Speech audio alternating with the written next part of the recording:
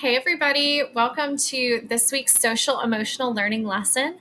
I'm really excited to get to talk to you about celebrating differences. We are going to talk all about celebrating differences today. Let's go ahead and jump in and see what our plan is. We are going to talk about what makes us different.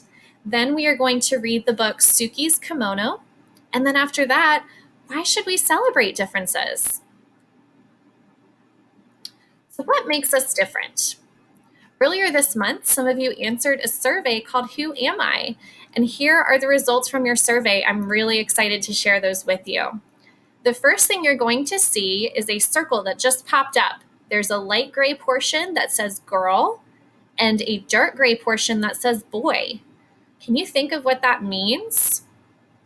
Well, when you completed the survey, you answered the question, am I a girl or am I a boy? And this chart shows how many of you said you were girls and how many of you said you were boys. So there were a few more girls than boys who responded, but altogether we make up our BGS team. It's something that makes us different, but we all have the same abilities to be smart, to have happiness, and to be friendly to others. And that's what's really important. Another thing that we asked you about in this survey is what grade you were in. So as you can see, what just popped up, there's different grades. So kindergarten, first grade, second grade, third grade, fourth grade, and fifth grade. 15 of you said you were in kindergarten, 10 of you said you were in first grade, and then these are the numbers for the upper grades. So as you can see, there were a bunch of you who answered all the same questions. You're different ages and you're in different grades, but I think a lot of you have similarities too. Let's look at these words here. I asked you in the survey what 3 words you would use to describe yourself. These are some of the words that you all put. And what I like about this picture is you don't know who wrote these words, right? Some of you said kind, smart, happy, funny, athletic, nice. And we don't know who said that. It could be all of you. And all of you have the potential to be those things. But we all have differences and we all have things that make us different. Some of you said you were silly. Some of you said you were working. Some of you said you were crafty. Some of you said you were loud. Some of you said you were shy. There's lots of different words here. Are there any words that you can read on this list? See if you can find one.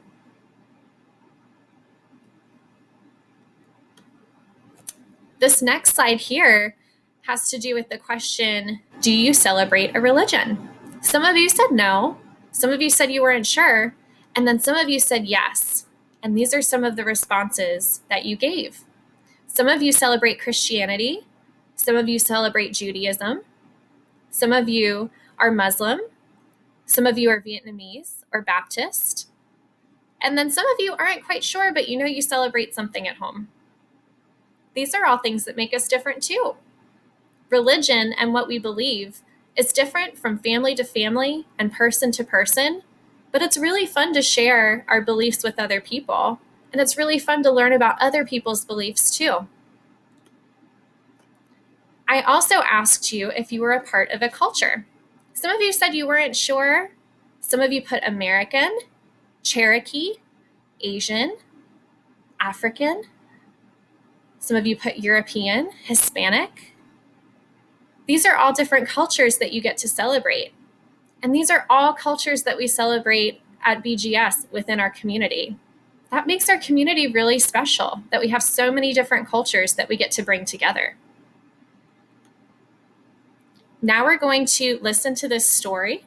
It's called Suki's Kimono.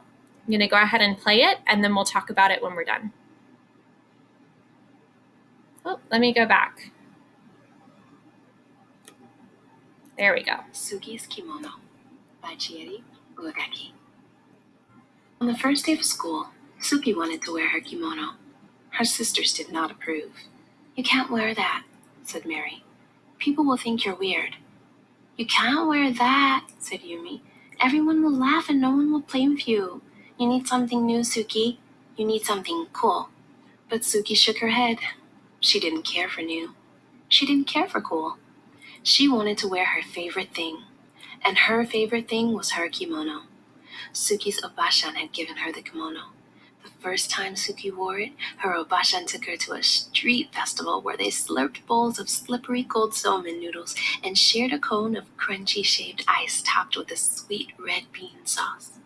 Under strings of paper lanterns, Suki joined her Obashan in a circle dance. She followed her and copied her movements, trying to be as light and as graceful.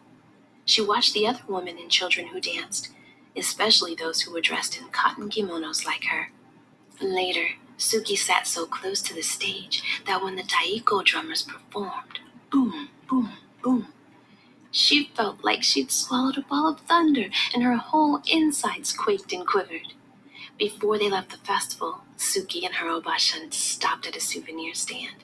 There were many things to choose from, but her Obashan found the prettiest thing of all. A handkerchief of pale pink linen decorated with tiny maple leaves and cherry blossoms. When she gave it to Suki, she said, "This will help you remember our day." Now it was time for school.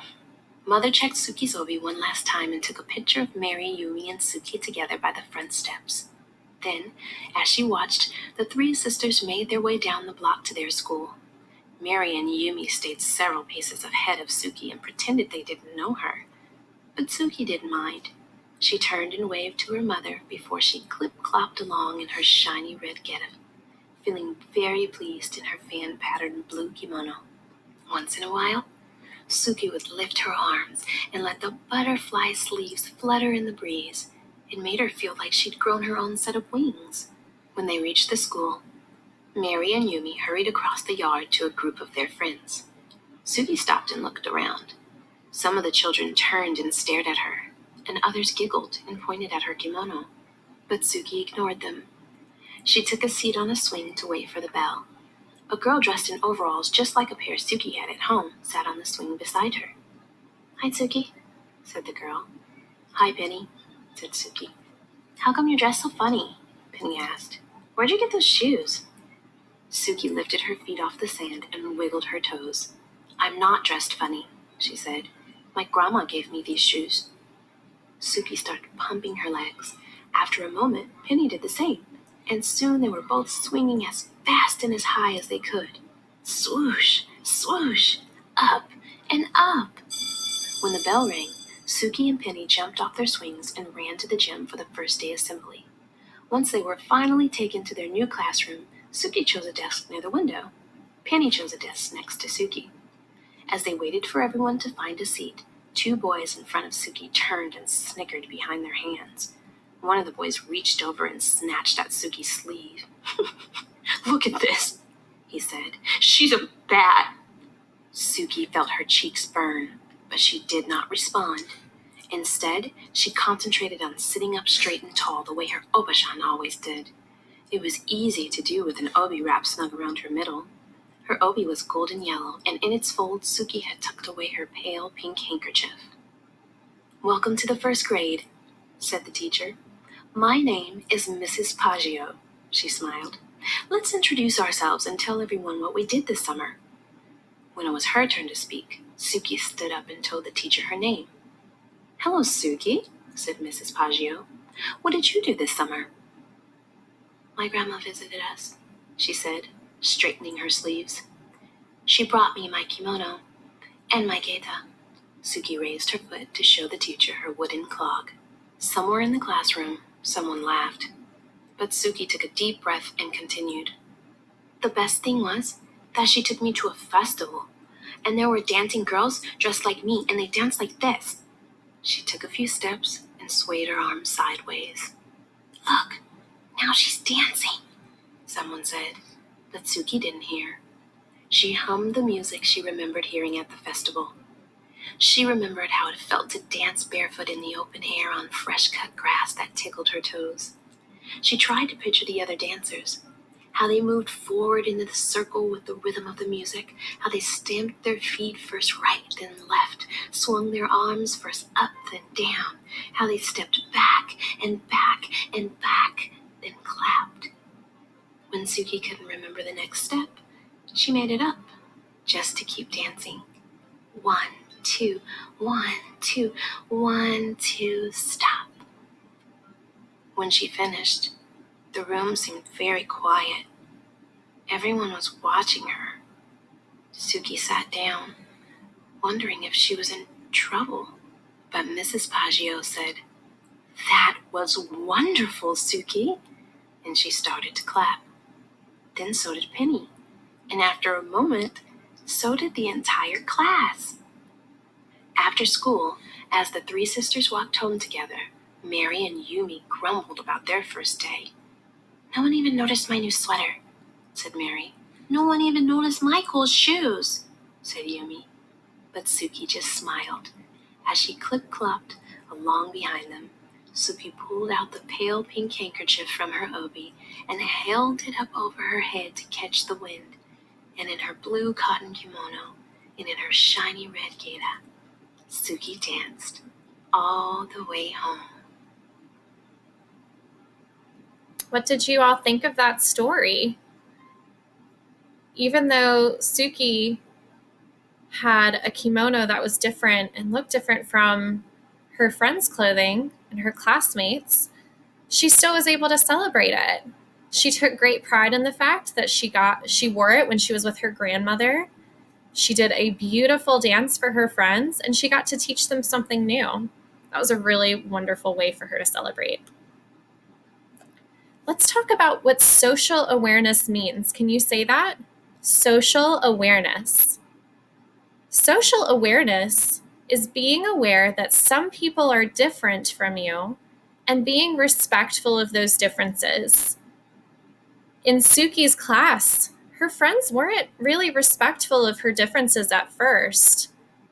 And then she did her dance. She talked to her teacher and her friends about what she did this summer. They warmed up to it a little bit, and they started to celebrate her differences with her. It's so important that we are aware of how we are the same and how we are different from the people around us, and that we respect those differences always. It's very important to do that. Why should we celebrate differences? Differences make the world more interesting. We can connect with new people or make friends. We can show respect towards everyone for their differences. And we can help our friends who are treated unkindly for being different. If you were Suki's friend and you saw her classmates were being unkind to her and calling her a bat because of the butterfly wings on her kimono, what would you do? I think maybe a good thing to say would be, "Suki, I really like your kimono. It's different and it's beautiful. Can you tell me some more about it?" I have a challenge for you all. I want you to think about amazing differences and find a way to celebrate them. Think about how you are different from others and how other people are different from you. Do you have a cool freckle or a birthmark? What about a secret talent? Is your hair color, your skin, or your eye color different from someone else's? I want you to think about that this week. It's who you are, and it's something to be proud of. I hope you have a wonderful week, and as always, if you need anything, please reach out to me. I care deeply for all of you, and I can't wait to talk to you soon. Bye!